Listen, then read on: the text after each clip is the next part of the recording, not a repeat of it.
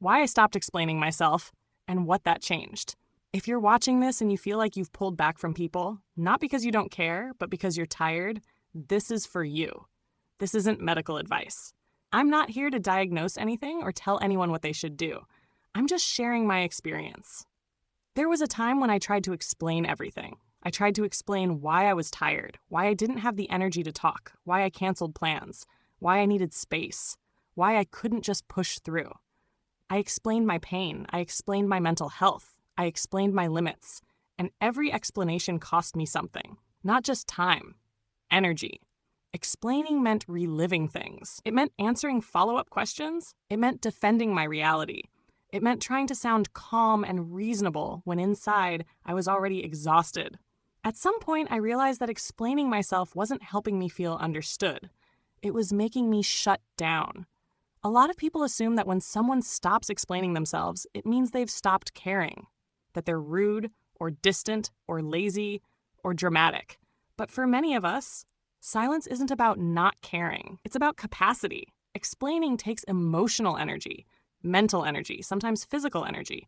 And when you're already dealing with depression, PTSD, pain, or nervous system overload, that energy isn't unlimited. So you start conserving it. You speak less. You justify less. You respond slower or not at all. Not because you don't care, but because you're trying to get through the day. I didn't stop explaining myself all at once. It wasn't some big decision. It happened gradually. I answered fewer questions. I stopped giving long explanations. I stopped trying to make people understand my limits. And something changed. I felt a little lighter. Not healed, not fixed, just less drained. I had fewer arguments, less anxiety, more emotional space. I wasn't spending what little energy I had trying to convince people that my experience was real. When I stopped explaining, people filled in the gaps themselves. Some assumed I didn't care anymore. Some assumed I was fine. Some assumed I was avoiding them on purpose. And that part was hard, because even though I stopped explaining, I still cared. I just didn't have the energy to correct every misunderstanding. That's when I learned something important. You can't control what people assume. You can only control how much energy you give. Being alone started to feel safer than explaining myself, safer than defending my limits, safer than being misunderstood, safer than feeling pressure to perform or reassure people. When I was alone, I didn't have to explain why I was quiet or tired or distant. I could just be. That doesn't mean isolation is perfect or healthy all the time. But for me, it was regulating. It gave my nervous system a break. And sometimes that matters more than being socially available. There's an internal conflict that comes with this. You don't want to disappear, but you don't want to explain yourself either. You want peace, but you don't want loneliness. You want connection, but you don't want pressure.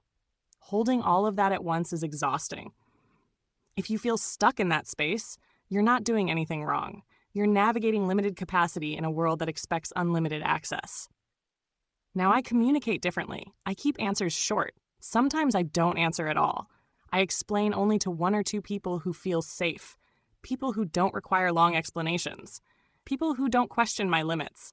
I don't owe everyone a detailed reason anymore. And that doesn't make me cold. It makes me functional.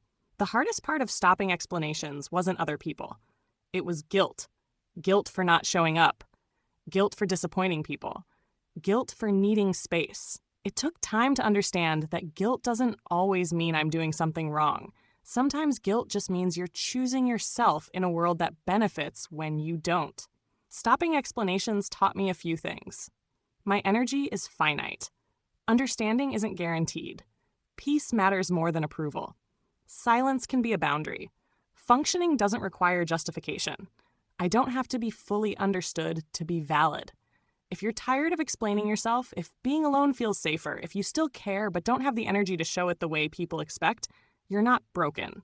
You're conserving energy. And that matters. I didn't stop explaining myself because I gave up. I stopped explaining myself because it was costing me more than I had. And learning that changed everything. This is what life with limits looks like sometimes. And this is what functioning anyway looks like.